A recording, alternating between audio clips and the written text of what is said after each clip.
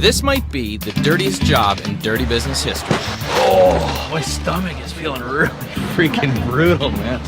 Most of the time on this project has been spent on destruction. Feels like I'm working in a prison camp. But after all that hard labor, we're finally into the good stuff. Decor. And everyone wants in on it. He just wants to get on camera. My goals were to get the best layout possible for the space since it's so big.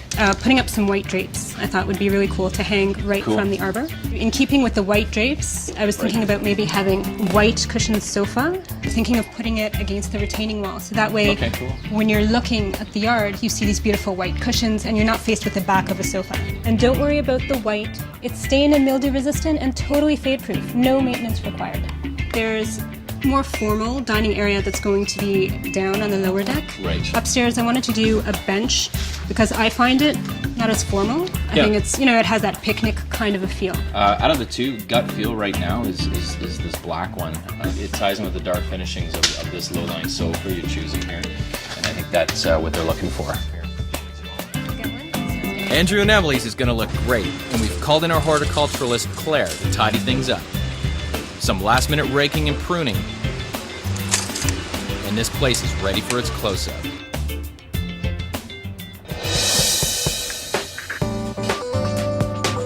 at this, guys. Wow, this is dramatic. Oh, this place totally rocks. Can you believe how different it is now? I love it. Where's the pool? I'm standing in it. Our daughter keeps asking what happened to the water, so I think she's missing the pool somewhat. I'm sure she'll get used to it. And what a bonus of this one is that they've just increased the value of their home by taking a swimming pool out. There wasn't any usable space here, so this client asked us to reclaim their back garden for them, and I think we've done a great job doing that. You know, we've grown up now, we have a family, and it's a lot more functional for us, and it's beautiful. It's very sophisticated. Already we can visualize using the area much more creatively and certainly much more often as well. We both think it's great. The biggest part of this job was actually ensuring that this client keeps their backyard. The retaining wall was rotten, we replaced it, and that was the non-fun money spent on a retaining wall that they don't even see. It's an investment in our home. We're not doing it just to pretty up the house so that we can turn around and sell it. We're planning on being here for a long time.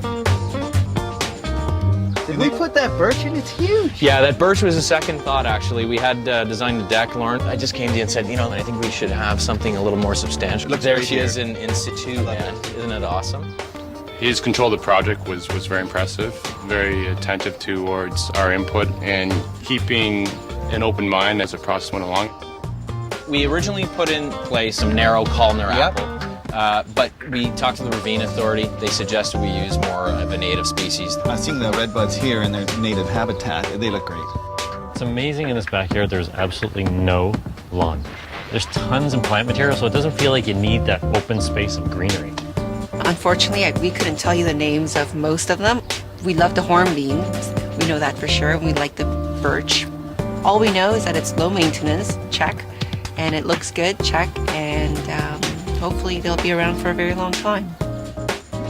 No, we've actually added about 25 trees into a ravine setting and brought habitat back to the ravine. Well, I think that's a really good point. Look how lush it is now, and this is freshly planted. This time next year, it's going to look even better, and the year after that, it's going to look even better. We've done this style before, but Lisa's actually adds a beautiful drapery to it. It's given it a bit of a feminine edge. And it creates an outdoor room, an outdoor setting within the landscape. The term backyard almost doesn't do it justice in terms of the kind of ambiance Lisa put in place. Check it out, main dining area. You've got seating for a party, small party. You've got seating for two here. Up top, you can have a breakfast or a dinner. Yeah, we're really looking forward to spending a lot more time back here. See crashing air as soon as we take off our shoes when we get back from work. Time to turn this puppy over to them, to let them enjoy it. Do we have to?